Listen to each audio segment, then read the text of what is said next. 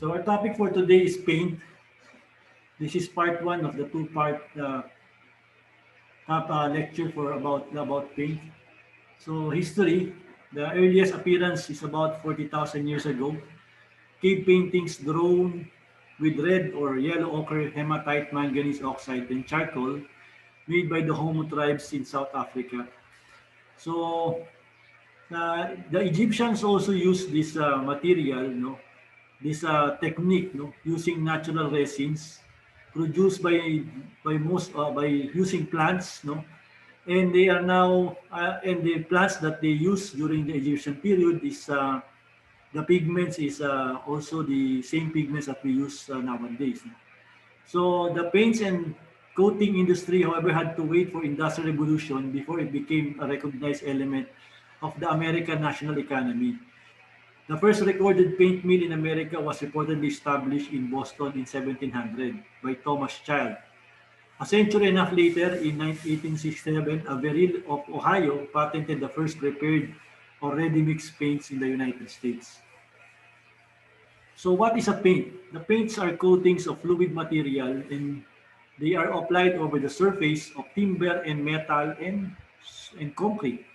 Paint is a liquid composition after application. It is converted to a solid film. So after it dries, it will act as a protective film or a colored film for a particular object or a wall, or surface. So paints have different components like binders, pigments, solvent, and additives. So the pigments is used to provide color and hiding and control gloss. So that is the pigment. So it controls the shininess of the appearance of the product, the paint after it is being used. It provides the color of the product. The resin is the binder to hold the pigments and particles together and provide adhesion to the surface painted. So the resin particularly is for the is a binding element for the paint. No, it is also the element that creates the strength of the paint to attach it to a surface. No? So if you have a good resin, it will attach better to a surface. The solvent to act as a carrier of the pigments and the resin. So the solvent carries the pigments and the resin, and solvents may be organic or inorganic material. So it may be mineral, chemical, or water. So this solvent is we will discuss the different types of solvent used in painting and what is the products that is applicable for particular solvents. Additives is to enhance certain properties such as to ease in brushing, mold resistance, scuff resistant, drying, and sag resistant. So if there are certain qualities that the paint specifically have, like antibacterial, fragrant paint, or paint that has that you can easily erase things, when you write it on the paint, so that is what you call an additive. You put an additive on the product. So this is the pigment. You can see it is colored. This is the solvent. It is used to dilute the paint. The resin, this is the body of the paint. And the additive, this is what you call the enhancement of the paint, like the scent, okay, or glossiness, or the strength of the paint, specific strength or specific characteristic like antibacterial, antifungal, or doesn't have a virus. Virus cannot attach to it. So those are the additive that's being installed, being added to the paint. So we have different types of paints. We have the oil paint, synthetic, emulsion paint, cellulose paint, varnishes, water paint, and the special paint. So oil paints, these are traditional type having a linseed oil medium. They are respectively termed as primers, undercoats, and finishing coats. This paint is cheap and easy to apply, and it possesses good capacity and low glow. It consists of various coats like the priming coat, finishing coat, and the undercoat. So what is the priming coat? Priming coat is the linseed oil, white lead, a small amount of red lead, and extender white pigment used to increase bulk, prevent sedimentation, and improve spreading. So that is the prime coat. No? The lead base is particularly suitable for external work. Leadless pigments are for internal use. Undercoats is the linseed oil, white lead, and has a high quality drying oil. Another one is the finishing coat, the oil varnish pigments of desired color, and perhaps extenders and thinners. Finishes vary from flat to oil gloss. So this is the different characteristic of the oil-based paint. No? Oil-based paint is more durable, but it takes longer to dry, and cleanup requires turpentine oil or paint thinner or lacquer thinner for its application. Oil-based paints are made with either alkyd or synthetic or linseed natural oil, generally termed as enamel paint, which comes under different varied colors. So the commercial name of the oil-based paint is the enamel. So that is the commercial name. Oil-based paints are durable, but it changes its original color after the year passes. Oil-based paints comes in three finishes: high gloss, satin, and matte. It can be used on walls, ceiling, doors, windows, mosquito mesh, iron frames, furnitures, wooden frames, furnitures, art, crafts, and others. Usually, when paint on iron, a red oxide coat is applied first to protect iron from getting rotten.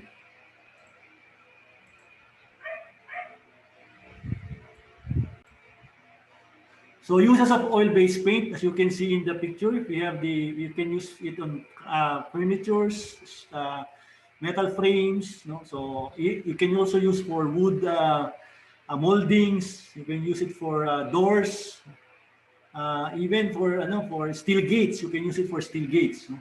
The oil-based paints. No? We also have a synthetic paint. No? The medium for this is a chemical compound. One type is being an oil-modified alkyd resin. So they have the advantage over oil paints in settling more quickly and offering greater durability where corrosion is a danger. So the synthetic enamel also have a better flow and easier to apply. So it's more easy to manage. No, it's more diluted than the enamel paint. And drying is by evaporation of the solvent. So it uses a solvent so you need what you call lacquer. No? You need lacquer to thin this type of paint, the synthetic paint. No? The drying is by evaporation of the solvent, by oxidation and chemical change. So emulsion paint has three pigments, and as the pigments and the medium disperse as small globules in water. So the different emulsion paints are alkyd, bitumen, polyvinyl, acetate, and styrene emulsions. They are mainly on walls, mainly used for walls and surfaces. No? Alkyd emulsion paints contain pigment oil and synthetic resin. They give a flat finish. So the alkyd emulsion gives flat finish. The bitumen emulsions is used for asphalt and bituminous surfaces, no? And another one is the polyvinyl acetate emulsion paint. Have a medium and give a finish from a flat to eggshell gloss.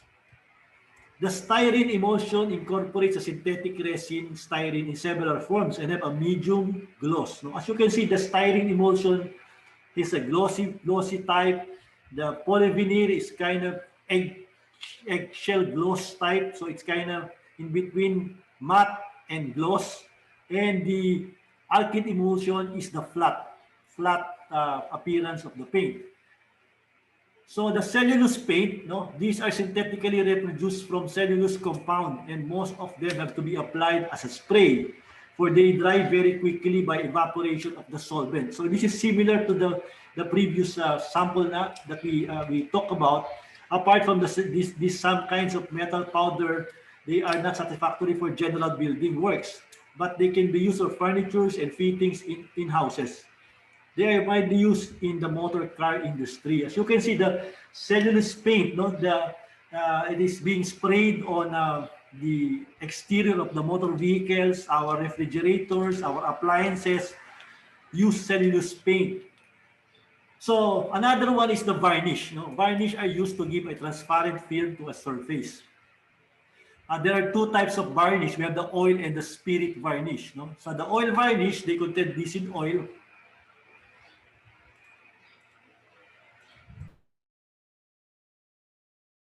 So they contain linseed oil or other drying oils, drier synthetic or natural resins and solvents such as white spirit or turpentine. They dry by evaporation of the solvent and exudation by the oil.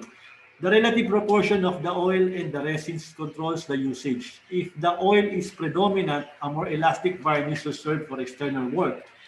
If the solvent is the major ingredient, a high gloss which dries out rapidly is obtained for internal work. Copal varnish is a good quality type of varnish. No? So the spirit varnish, no, is a solution of shellac and spirit resin dissolved in commercial alcohol.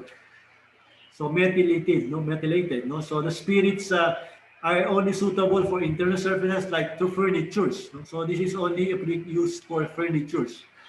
Polyurethane varnish is a type of resin varnish produce a very durable finish. No? So similar to the other type of varnish, no, this polyurethane is particularly a high traffic, more durable varnish for flooring, for sometimes it's used for handrails, sometimes it's used for the polyurethane paint is used for, or the polyurethane varnish is used for heavy traffic areas that is the material is made of wood.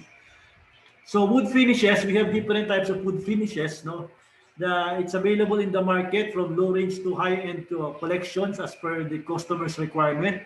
So we have the lacquer finish, the PU or polyurethane finish, the polyester finish or the premium high-end finish, the melamine finish or the medium finish, touch wood finish is the economical type, and the enamel finish is also an economical type of material. So wood finishes, no, so are different from the usual wall paint, and they are formulated specifically for better, for wooden surfaces. Okay, they are better capacity on adhering to wooden surfaces and enhancing the appearance of the wooden textures.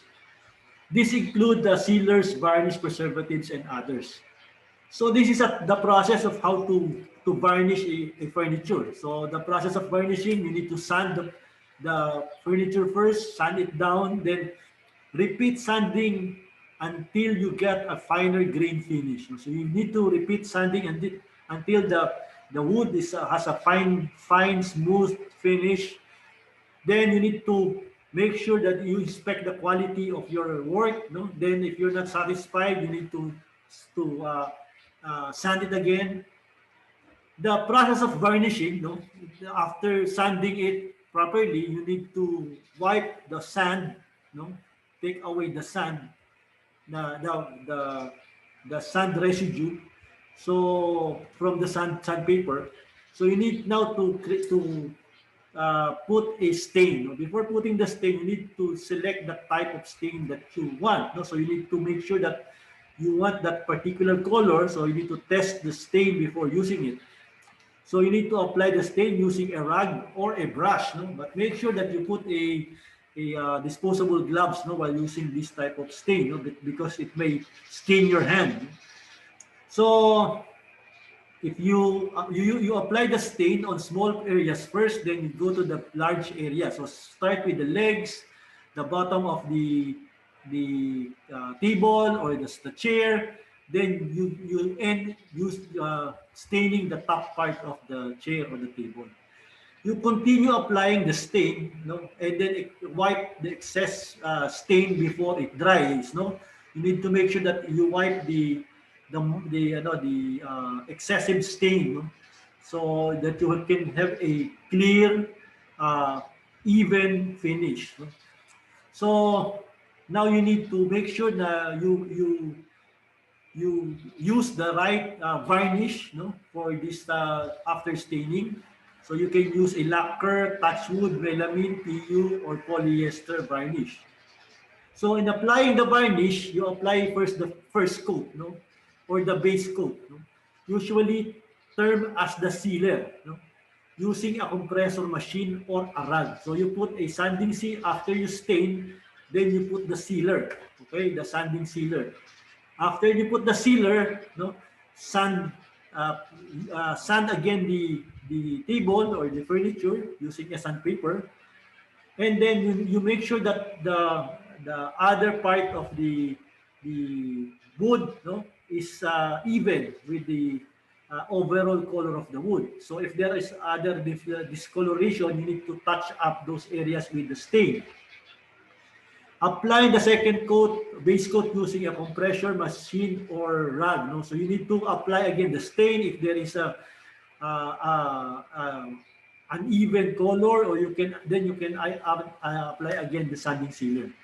So after that, you need to you once again you need to match all the colors of the you match all the colors of the parts of the cabinet. Then after you match all the colors, you apply the final top coat of the varnish. No, what type of varnish you want? So you can use a polyurethane. No? So it depends on the quality of appearance that you want to achieve. No, so you can spray it to the furniture.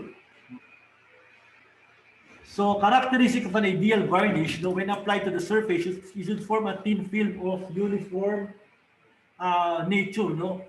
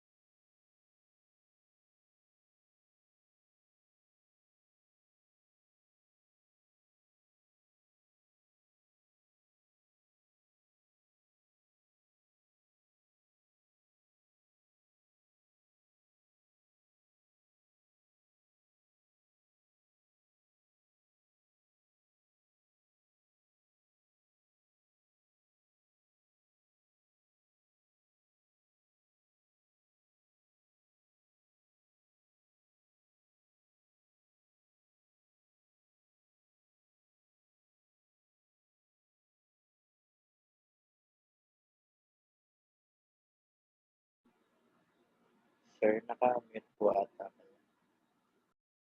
So the water-based paint, no, it's a mixture of pigments, binder, dryer, and mainly water. The majority of all paint sold today is water-based. Water-based paints come from a range of cheap to highly expensive luxury qualities. Many categories of water-based paints are easily washable when set and dried. So it is suitable for interior as well as exterior walls. Only water is added before its application process. So the solvent for the paint is water. So require lesser time than oil paints to dry because it's water based, no, and maintains its original color for a longer period of time. So the water based paint, so it's not sensitive to temperature. You can use the water based paint even the room is cold, no, it dries up even the room is cold, no, unlike the lacquer or the varnish. Classification of water-based paint, we have the distemper and the emulsion. The distemper paint is an Asian type of paint made of water, chalk, and pigment bound with either an animal glue or an adhesive. Distemper paint is thin and not durable but can be made inexpensively and it can be achieved in nearly any color. It is used as a cost-effective painting solution used for painting interior walls. No? So that is the distemper paint. So water paint is also known as the distemper. No? So they are used mainly for internal walls and ceiling. So you only add water to make it a paste. No? It has they have a drying oil or varnish medium emulsified in water containing glue or other fixatives. Bartase is a common pigment along with tinting pigment.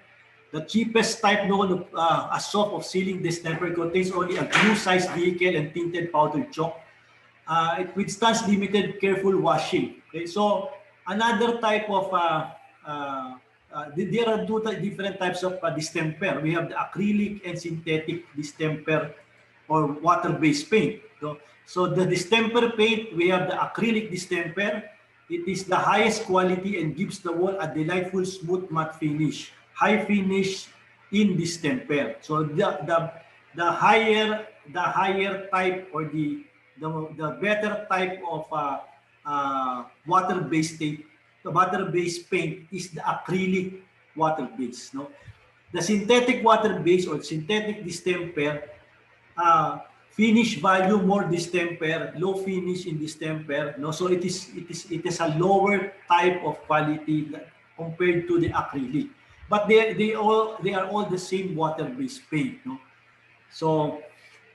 so properties of a distemper paint: on drying, the film is distempered, shrinks, hence it leads to crackling and faking. So you need to make sure that the paint, no, that you are using is properly mixed so that it will not crack when you paint it on the surface. No, you need to make sure that the surface that you are painting the water-based paint, no, is properly cured.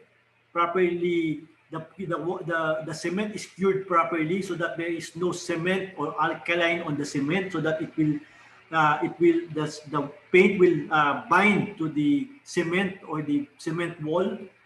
Okay, so the types of water-based paint, we have the emulsion. No, they are superior quality of paints formed by mixing oil and water and emulsifying agent. No, it has much better ease of application, a greater decorative appeal, provide the higher coverage than a distemper or an enamel. So this is the emulsion water-based paint.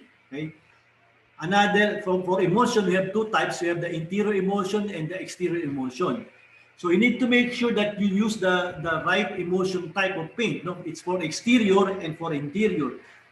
Do not use the interior paint to the exterior of your wall, because if you use the interior paint to the exterior, it will discolor easily, or it may flake, or it may crack, no, or it may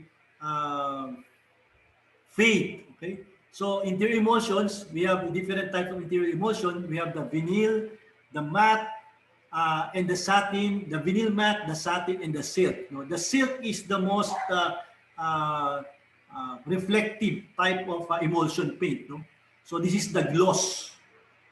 The vinyl satin is the semi-gloss paint, and the vinyl matte is the flat paint, the flat finish. So if you go to the depots or the hardwares, you can see the commercial name, which is gloss, semi-gloss, and matte finish. They use that not matte, satin, and silk. So that's the commercial name is different. So exterior emulsions, it has a smooth water-based modified acrylic exterior wall finish with silicone additives. No, as you can see, there is what you call a silicone additives. If it's exterior paint, they add silicone on it. No, these paints are used for exterior portion of the building that is exposed to direct sunlight and water. They have additional qualities to withstand the weather condition comes to keep it changing as per season. No, these types of paints are often used in painting building from exterior as well as the use for interior portion of the stairs. So we also have cement paints. Now, cement paints are paints that are particularly for cement heavy traffic purposes. Like it is used for painting garage, stairs, wall partitions. This is a more durable type of paint that can be used for heavy traffic. It seals it protects the concrete from weather, from exposure to weather. So that is this paint is particularly for use for this type of application. So we also have different types of paint: aluminum paints, anti-condensation paints, no? And we have the bituminous paints and the chlorinated rubber paints. No? So chlorinated rubber paints combined with pigments and special thinner. So these rubber paints, no, are commonly used for parking garage, no, large area parking garage, warehouses. Okay, so bituminous paints are used for protecting steel.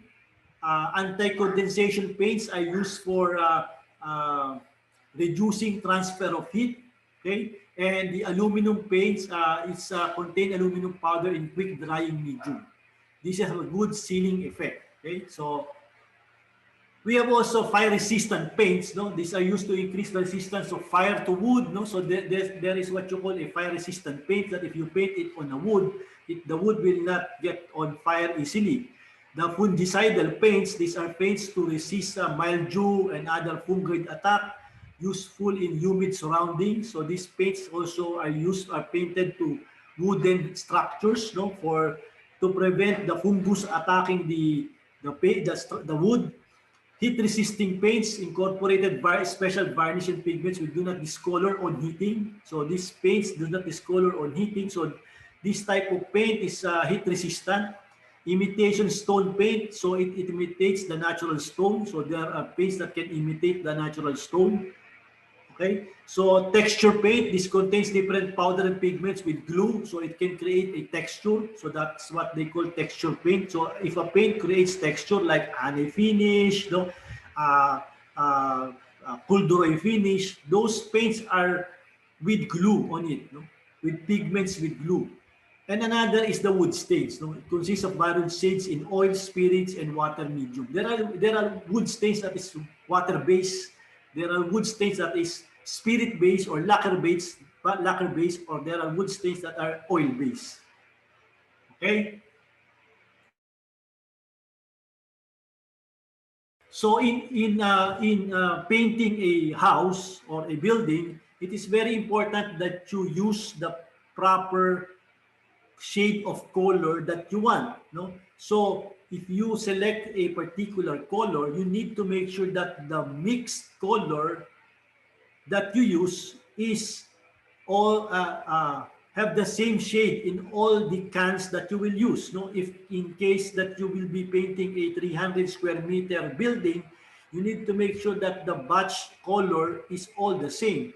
So how can you achieve this? You need to make sure that your paint is machine mix and it is mixed by a accredited mixing. Sometimes it's a computer, or sometimes it's a they have measuring cups to measure this particular shade of color, and this mixing and formulation of color is being done on a factory or a shop. Okay, so you need to make sure that this is properly measured. The pigments are all the same and it's in one batch.